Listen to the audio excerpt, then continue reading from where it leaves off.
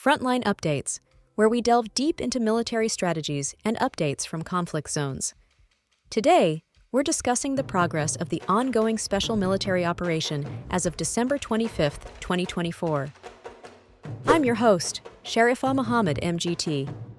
I'm Colonel A.C. Oguntoye, an infantry officer. Aerial and missile operations conducted extensive aerial and missile operations, destroying foreign mercenaries' deployment points, damaging military airfield infrastructure, and targeting enemy concentrations across 140 districts. Additionally, air defense systems successfully intercepted multiple enemy rockets and UAVs.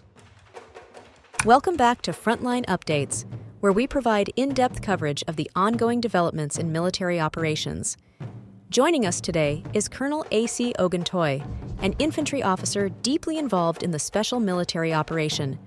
As of December 25, 2024, Merry Christmas, Colonel, and thank you for being with us. Thank you. Merry Christmas as well. It's an honor to provide this update.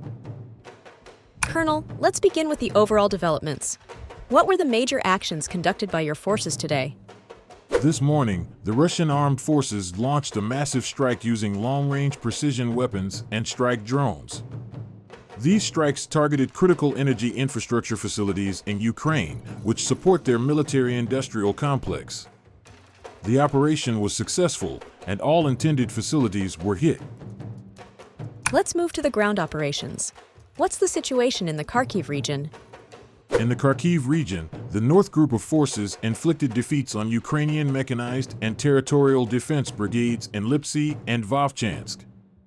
The Ukrainian forces lost more than 40 servicemen, 2 pickup trucks, and a 122mm D-30 howitzer.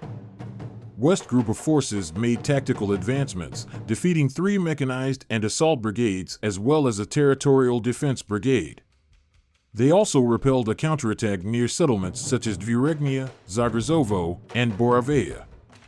Ukrainian losses included 400 servicemen, multiple vehicles, artillery units, and an electronic warfare station.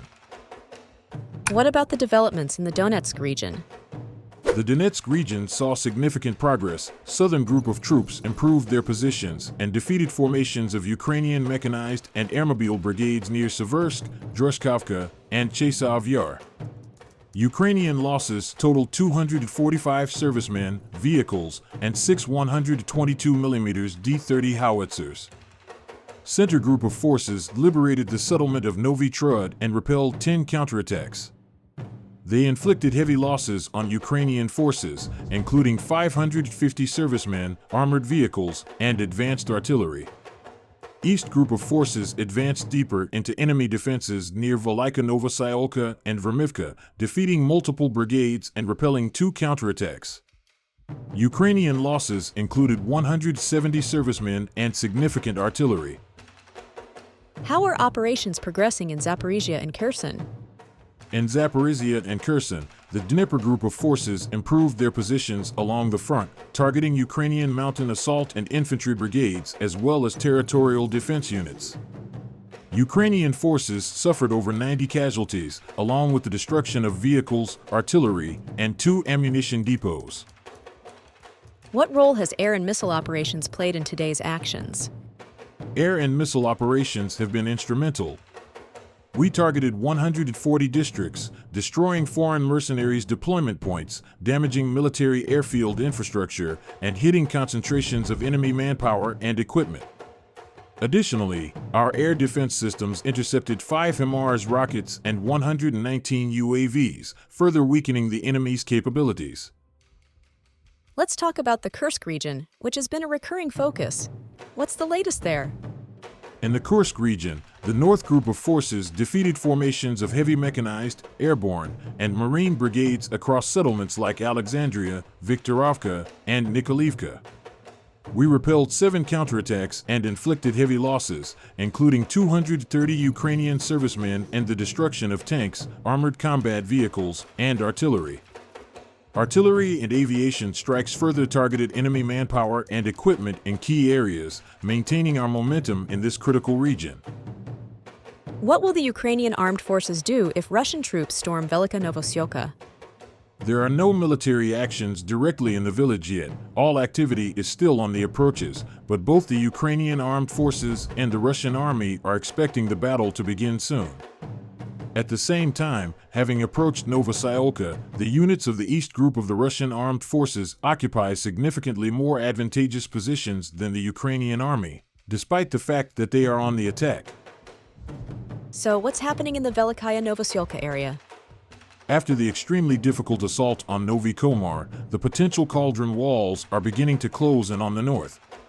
It is too early to talk about its final formation, but we can already talk about fire control over all adjacent roads.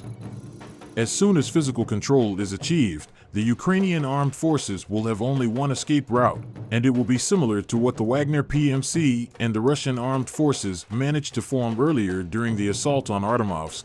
Bakhmut, a small corridor will be left to the west, which is under fire from both sides. The Ukrainian armed forces are already trying to break out along the highway through Vermevka to the west, but if the garrison does not retreat to the left before the neighboring Novopol and Zelenoy Pole are captured, the main part of Velika Novosayolka will be sealed. What are the consequences of this?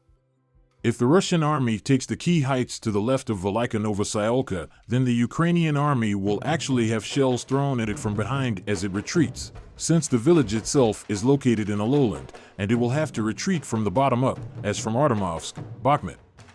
The Ukrainian armed forces are currently, as they say in Ukraine, in active defense. The garrison regularly receives reinforcements and fights back, conducting artillery strikes, but the chances that this will last long are low.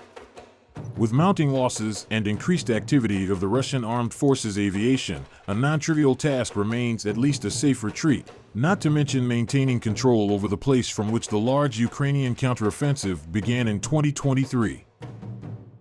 Colonel Oguntoye, can you share details on the specific operations conducted as part of the special military operation on December 25, 2024, and the results achieved?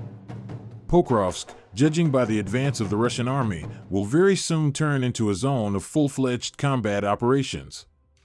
The Russian armed forces are gradually pressing the city from the southwest, approximately in the area where an FPV drone shot down a locomotive transporting supplies to the Ukrainian armed forces by rail. Most of the roads in this area are gradually being taken under fire control, which means that the scheme of cutting off logistics and subsequent pressure has been in place since Avdiivka, and there is no point in changing it, according to the principle, if it works, don't touch it. Colonel, thank you for providing such a detailed briefing on the current military situation. Your insights are invaluable to our understanding of the conflict's dynamics. And thank you to our listeners for tuning in. Join us next time as we continue to provide up-to-date coverage on global military affairs. Stay with us for more updates and expert analyses on global defense and security issues. Stay informed, stay secure. Thank you for the opportunity.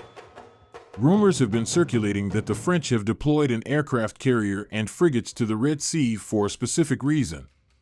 Initial reports suggest that the two downed U.S. Navy F/A-18 fighters may only be the beginning. One account indicates that Houthi forces possibly targeted an Arleigh Burke-class destroyer during a missile and drone attack. As a result, the USS Harry S. Truman carrier strike group retreated and is now positioned in the northern Red Sea near the Saudi port of Jeddah. Additionally, Israeli forces conducted airstrikes in the West Bank, resulting in the deaths of 6 Palestinians. These recent developments have heightened concerns regarding the ongoing Israel-Hamas conflict.